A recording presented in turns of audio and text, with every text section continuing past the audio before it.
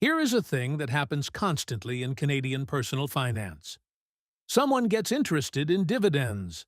They open an account, look up a list of high-yield Canadian stocks, buy 5 or 6 of them, collect the payments, and call it a dividend portfolio. Except what they have built is not really a portfolio. It is a pile of stocks. And the difference between a pile of stocks and an actual portfolio matters enormously when something goes wrong, which at some point it always does. A bulletproof dividend portfolio is not about finding the highest yields. It is not about owning the most stocks. It is about building something with actual structure. A specific set of rules about what goes in, how much of it goes in, where it lives, and how the whole system runs itself once you set it up. When one part of it gets hit, the rest keeps paying you. When the market panics, you keep collecting. When interest rates move, you are not scrambling. This video is the blueprint for building that. 5 building blocks, in order, with the logic behind each one explained so clearly that you will never again look at a dividend portfolio the same way. Every position in a bulletproof dividend portfolio earns its place by passing 3 specific tests. Not vibes. Not someone's recommendation. 3 tests. If you want to keep your money mindset sharp and learn how to make your capital work for you, consider subscribing to the channel and liking this video. It truly helps the channel grow and teach people about financial education. Now, let's get right into today's breakdown. Test 1. The payout ratio test. Is the dividend actually covered by what the company earns? For most Canadian dividend stocks, banks, pipelines, utilities, railways, consumer businesses, a comfortable payout ratio sits somewhere between 40% and 75% of earnings. Anything consistently above 80% to 90% needs a very good structural explanation. Regulated utility with predictable cash flows, for example, or it is a warning. Anything above 100% of net income needs to be checked against the company's actual cash flow to see whether the net income figure is being distorted by non-cash charges, the way it is for pipelines and REITs. The point is, check it. Do not assume a high yield means there is plenty of money to cover it. Test 2. The streak test. How long has this company been paying and growing its dividend without cutting it? A company that has maintained and grown its dividend through a recession, rising interest rates, and sector-specific stress has demonstrated something a company with a 2-year dividend track record simply has not. A 5-year streak is a starting point. A 10-year streak is meaningful. A 20-plus year streak is genuinely hard to achieve and worth waiting accordingly. Test 3. The business quality test. Does this company have a real reason to exist that competitors cannot easily replicate? A regulated utility with government-approved rate of return. A railway with an irreplaceable physical network. A bank with a century of customer relationships and regulatory moat. A consumer business with genuine brand loyalty. These businesses can weather economic cycles without their dividends becoming the first thing the board cuts. A company with no clear competitive advantage, operating in a commodity market with easy entry, is structurally more likely to see its dividend pressured in a downturn. 3 tests. If a stock clears all 3, it earns a conversation about whether it belongs in your portfolio. If it fails any one of them, it needs a very compelling case to get through the door. Here is the one construction mistake that turns a well-intentioned dividend portfolio into a dividend time bomb, putting too much of it into a single sector. This happens constantly in Canada, and there is a structural reason why. The TSX is heavily weighted toward financials, energy, and utilities. The most talked about Canadian dividend stocks are banks, pipelines, and utilities. If you build a dividend portfolio by working through the most commonly mentioned Canadian dividend names, you end up with a portfolio that looks like Canada's market index, heavily concentrated in three related sectors, all of which tend to be sensitive to the same macroeconomic forces: interest rates, energy prices, and regulatory changes. This is not a hypothetical risk. When the Bank of Canada raised rates aggressively in 2022 and 2023, utilities and REITs, both interest rate-sensitive sectors, fell meaningfully because their yield became less attractive relative to bond yields. If your entire portfolio was utilities and pipelines, you felt that in a concentrated, uncomfortable way. If you also owned some consumer staples, financials, railways, and industrials, the blow was cushioned.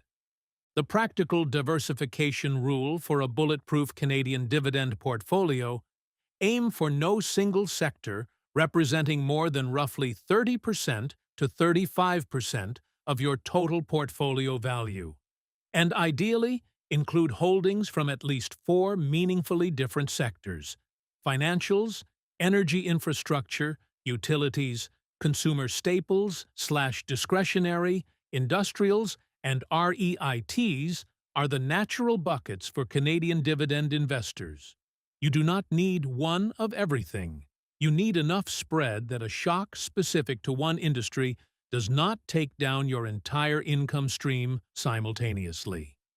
The position size rule that goes with this: no single stock should represent more than 10% to 15% of the portfolio.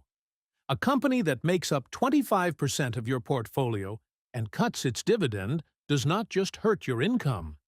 It can meaningfully impair your total portfolio value at the same time, since dividend cuts and stock price declines tend to arrive together. The portfolio that absorbs that hit and keeps the rest of its income intact is the one that had the discipline to size each position thoughtfully rather than overloading on favorites. Here is a conversation that happens constantly. Someone builds their dividend portfolio around the highest yield stocks they can find: 5%, 6%, 7% yields, and then wonders why their portfolio is not growing the way they expected. The income is there, technically, but the portfolio value is not moving. The income itself is not growing, and they keep having to reinvest into names that feel increasingly stretched. A bulletproof dividend portfolio needs both: income stocks that pay you a meaningful yield today, and dividend growers that may yield less right now, but are compounding their dividend at a rate that makes the position dramatically more valuable in 10 years. The magic of a properly balanced portfolio is that the income stocks do the heavy lifting on current income, while the growers ensure that the whole portfolio's income keeps increasing year after year, even without adding new capital. The rough split that works for most Canadian investors: approximately 60% to 70% of the portfolio in what would be called the core income layer. Companies with yields in the 3% to 5% plus range, proven track records, and sustainable payout ratios. These are the names doing the day-to-day income work. Banks, pipelines, utilities, and established REITs tend to live here. The remaining 30% to 40% in the dividend growth layer. Companies with yields perhaps in the 1% to 3% range, but with dividend growth rates of 8%, 15%, 20% annually. These companies look like they are not pulling their weight on yield today, but over a 5 to 10-year horizon, the compounding makes them some of the highest-yielding positions in the portfolio relative to their original cost. Why this balance specifically protects the portfolio? A portfolio composed entirely of high-yield names tends to be concentrated in mature, slow-growing businesses where the dividend is the primary reason to hold, and where any business disruption hits the dividend directly.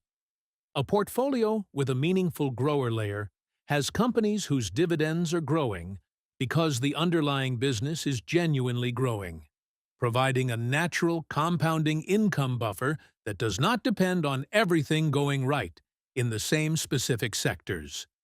You can own all the right stocks, diversify correctly, and balance the yield versus growth split perfectly, and still leave thousands of dollars on the table over a decade by holding things in the wrong accounts. Account placement is not a detail, it is part of the strategy. The simple, Canadian-specific framework, TFSA first, for all Canadian dividend stocks. Canadian corporations pay eligible dividends, which qualify for the eligible dividend tax credit in a non-registered account. But inside a TFSA, the dividend is not just tax-advantaged, it is entirely tax-free. No gross-up, no credit calculation, no T5 to file. Every dollar of income stays with you, compounding on a larger base.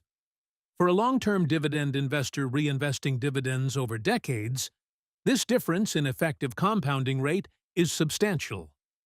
RRSP second. For any U.S.-listed dividend stocks or ETFs you hold as part of the portfolio. The Canada-U.S. tax treaty exempts dividends paid to RRSP accounts from the standard 15% U.S. withholding tax that would otherwise apply. This exemption does not extend to the TFSA. So if you own a U.S. dividend ETF specifically, the RRSP is the more tax-efficient home. Non-registered last. For any overflow once registered accounts are maxed, where the eligible dividend tax credit still provides meaningful tax efficiency relative to ordinary income, making Canadian dividend stocks one of the more tax-efficient investment categories available in a non-registered account. The one behavior that makes or breaks all of this. Enable DRIP, dividend reinvestment, on every position where your brokerage allows it. DRIP automatically converts each dividend payment into additional fractional or whole shares, without brokerage fees, the moment the dividend lands. Over a 10 to 20-year holding period, the difference between a portfolio where dividends compound via DRIP and one where dividends sit as uninvested cash is not marginal. It is enormous and entirely attributable to whether you turned on a setting in your brokerage account. The fifth building block is the one most people skip because it sounds less exciting than picking stocks. But it is the one that determines whether the portfolio you built actually survives intact over a decade, or quietly degrades into something that no longer reflects the structure you intended. The quarterly check-in, not the daily obsession. A bulletproof dividend portfolio does not need to be monitored daily. It needs to be reviewed quarterly, specifically looking at two things: whether any position has had a meaningful change in its dividend, an increase is a green flag, a cut is a decision point, and whether any sector has drifted significantly above its 30% to 35% cap due to price appreciation in one area. If a position has appreciated significantly and now represents 20% of the portfolio, that is a natural time to consider whether new contributions should be directed elsewhere to rebalance, rather than adding more to an already heavy position. The payout ratio watch. The payout ratio does not stay static. A company that had a comfortable 50% payout ratio can find itself at 80% or 90% if earnings decline significantly, and that is exactly when the dividend is most at risk. A quarterly check on the payout ratio for each position takes 10 minutes and is the earliest warning system available before a dividend cut actually happens. The addition rule: new capital goes to the weakest bucket. When you add new money to the portfolio, from savings, from DRIP overflow, from a raise, direct it toward the sector that is currently the most underweighted, not toward the position you are most excited about. This naturally rebalances the portfolio over time without selling anything, using incoming capital to maintain the structure rather than adding new concentration. The sale rule: a dividend cut triggers a review, not an automatic sell. When a company cuts its dividend, The right response is not to panic and sell immediately. It is to run the company back through the three-part test from building block 1. Has the underlying business quality changed? Is the payout ratio on the new lower dividend now sustainable? Is the streak still meaningful? If the company still passes 2 of the 3 tests, and the cut was a one-time, clearly explained event, a temporary pullback from an otherwise durable business, holding or even adding at the lower price may be the right call. If the business quality has genuinely deteriorated, the cut is a symptom, not the problem, and the review matters more than the reaction speed. Let's come back to where we started. Most people who get into dividend investing build a pile of high-yield stocks and call it a portfolio. Now you know what the difference looks like. A bulletproof dividend portfolio starts with a 3-part test that every position must pass: payout ratio, streak, business quality. It spreads across at least 4 meaningful sectors with no single name or sector dominating the structure. It balances a core income layer of 3% to 5% plus yield names against a dividend growth layer that compounds the income over time, even without adding new capital. It lives primarily inside a TFSA for Canadian dividend stocks, an RRSP for any U.S. names, with DRIP enabled on everything.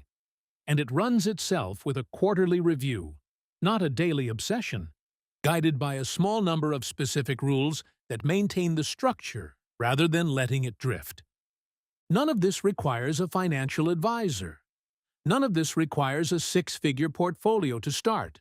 It requires the discipline to build with a system rather than with a screener, and the patience to let that system do its work over years rather than weeks.